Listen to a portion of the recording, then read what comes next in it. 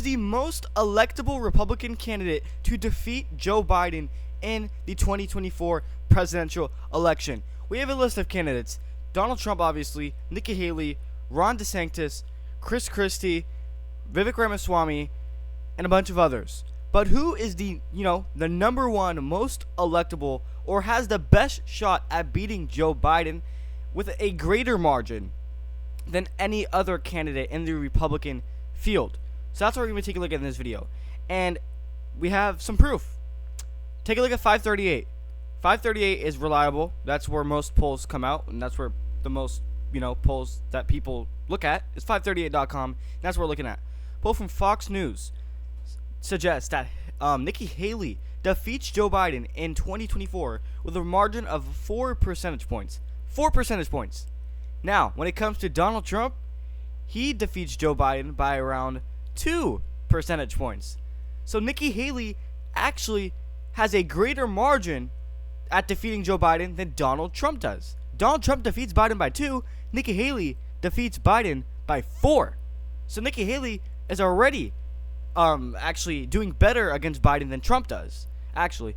And this is 1,000 voters, registered voters, from October polling, and which is the month we're in right now. So very recently, very new, very reliable, credible. And take a look at some other candidates. We just did Trump and Haley. Haley does better than Trump against Biden. Now, when it comes to Ron DeSantis, who actually is falling in terms of polls, and Nikki Haley is actually rising, Ron DeSantis, who's falling, only defeats Joe Biden by 2 percentage points, if he can even defeat him at all. Biden actually defeats Donald Trump by 1 percentage point, but the other one suggests that Trump defeats Biden by 2 percentage points. So these polls go back and forth. Now, out of the 3 candidates we just looked at, Trump, DeSantis, and Haley, Haley tops Trump and DeSantis combined. Combined. Donald Trump is only up by 2 in that one poll, and he's actually losing to Biden in the other poll. So, you average that out, plus DeSantis, that's only around 3 to 4%. And Nikki Haley is already at 4%. So Trump and DeSantis combined are beating Biden by 3 to 4% combined. And Nikki Haley is beating them both at the same time by 4 percentage points. She's up by 4. So with this being said, according to these polls that we just looked at, which are very, highly rated, you want to look at these polls, Nikki Haley is the most electable out of the 3, Trump and DeSantis, to defeat Joe Biden. Because we have 2 polls with Trump. Trump beats him in one, and Trump loses to Biden in the other poll. DeSantis narrowly defeats Biden, while Nikki Haley, on the other hand, Trump, she tops Trump and DeSantis combined. So, and then you take a look at the Republican Party, the field. Donald Trump obviously won. He's the projected winner at this point, as we all know, as we all expect. 58 percentage point, or 58% of the overall GOP support. Nikki Haley is kind of rising. Her numbers are very bad at 6%, but still, she went from 4% from when she first announced to 6%. So that's around a couple points increase. DeSantis has lost, I believe, around half of his support, if not over half of his support. So he's already a failed candidate. So with that being said, DeSantis is definitely not the most electable candidate. Now, is DeSantis more electable than Donald Trump? In my opinion, no. Donald Trump is more electable to defeat Joe Biden than DeSantis does. I think Donald Trump has a better shot at beating Joe Biden than DeSantis is. And obviously, take a look at Ramaswamy. He's at 7%. He's just steady. He's staying there steady. He's not increasing or decreasing. Yeah, Ramaswamy is not decreasing or increasing. He's just, at a steady pace. He's going to stay at around 7%, I believe, until he drops out, or, pretty much the whole entire race. Expect Ramaswamy to stay at around 7%. I don't expect Ramaswamy to fall. Neither do I expect him to increase. Now, when it comes to Nikki Haley, she's doing, a little bit better. And the reason why I say she is the most electable candidate, and which a lot of people are actually saying that, is because her stances are on some issues are actually more moderate and less far-right extreme than, maybe a Donald Trump or a Ron DeSantis. She's more moderate. You take a look at her stance, one example. There's many, but one example. Her stance on abortion. even though she thinks that abortion should not be allowed, she also thinks that women should not be punished if they do an abortion. So that is actually moderate, and it's way more moderate than Donald Trump is, or Ron DeSantis, especially Ron DeSantis, signing that 6-week abortion ban. So, I think DeSantis is more far right than Donald Trump is, in my opinion. I think Donald Trump is more center than DeSantis is. Obviously, Donald Trump being a former Democrat, actually. So, with that being said, I think Trump is more, when it comes to a head-to-head matchup between Trump and DeSantis, I think Trump has a better shot at defeating Joe Biden than DeSantis does, in my opinion. Let me know if you agree with that in the comment section down below. Now, when it comes to Nikki Haley, I think she does better than both DeSantis and Donald Trump. And you can see with these polls, she does better against Joe Biden than DeSantis does. And she does better than Joe Biden than Donald Trump does. And there's actually 3 polls with Donald Trump, even with Joe Biden, 41% to 41%. Okay, that's even, that's a tie. Well, you take a look at the other one. Trump's up by 2. Okay, Trump does better. But then you take a look at the other poll between Trump and Biden. Biden defeats Trump. So it's really going back and forth. It's even, Trump's up by 2, and then Biden's up by 1 when it comes to Trump versus Biden. Now, we only have 1 poll from Nikki Haley. But she's still up by 4, so we'll see. But at this point, she's very electable, as we can tell from the data. And the Republican Party, the Republican voters, do not get this. They do not get the message. And you take a look at the 2022 midterms as an example. The 2022 midterms is a really good example if the Republicans want to win in 2024 when it comes to electability. You have may heard the word electability from the 2022 midterms. And it goes to show you, the 2022 midterms is a great example that it proves to you that electability, candidates that have the best electability really matters. Because take a look at Pennsylvania's Senate race, for example. Dr. Oz, he was not an electable candidate. Guess what? He lost. You take a look at what happened in Nevada. Adam Laxalt, he was not electable. He lost. I mean, he barely lost. He still could have won, but still a little bit on the not electable side. And then as far as Arizona goes, for Senate, the Republican, I forgot his name, he failed miserably against Mark Kelly. So he was also not electable. And Herschel Walker, not electable, loses. And it cost the Republicans the Senate. Democrats win it. So, it goes to show you that candidate quality pretty much matters. And we're not just talking about 2022 midterms. Candidate quality matters when we're talking about the 2024 election as well. There are some states that I think Nikki Haley does better than Trump does. For example, Arizona. I think if Donald Trump is the nominee, which is likely at this point, Biden has a better shot at winning Arizona. And now if Nikki Haley is the nominee in a hypothetical, Republicans have a better shot at winning Arizona. So it really depends on who the Republicans nominate. It really depends on candidate quality, and it really depends on, electability. Some candidates are more electable than others. For example, Chris Christie. He is not electable.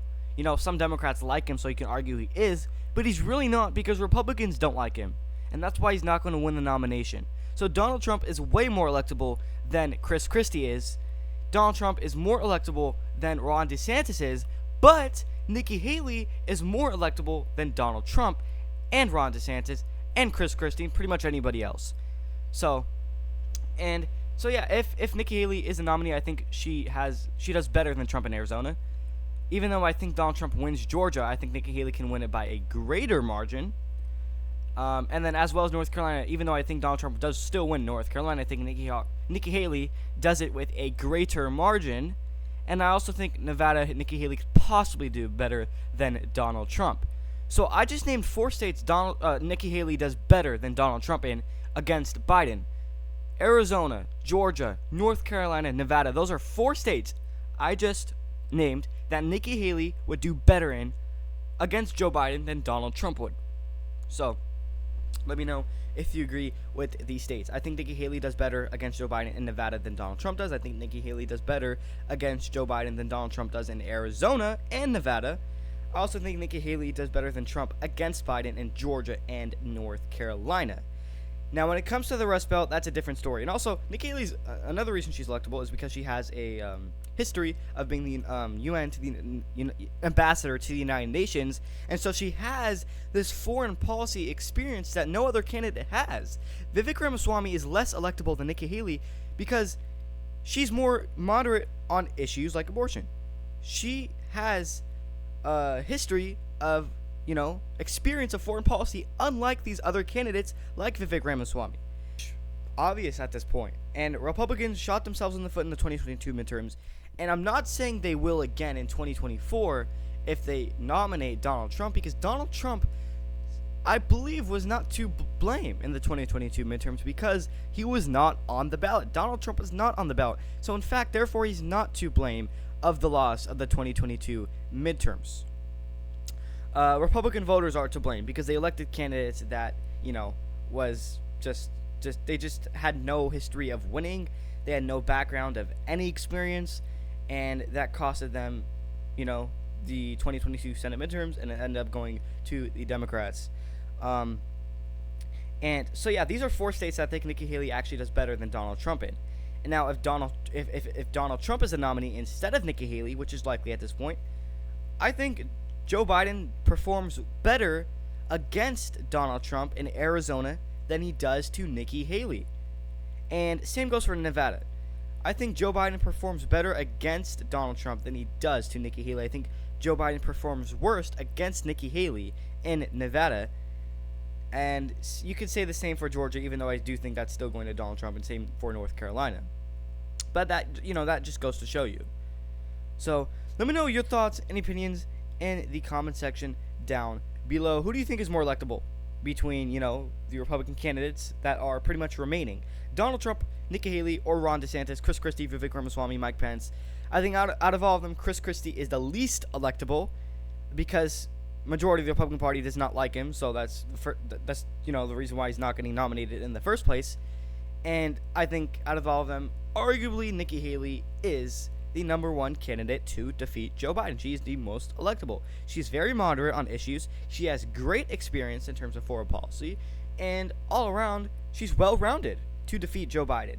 Now, it sucks that she's not going to get nominated because obviously Donald Trump is going to get nominated, as we all know. Now, there is one Republican that is not a candidate and I think does better than Nikki Haley, and that's Glenn Youngkin, governor of Virginia. He's extremely successful at, independent, undecided voters.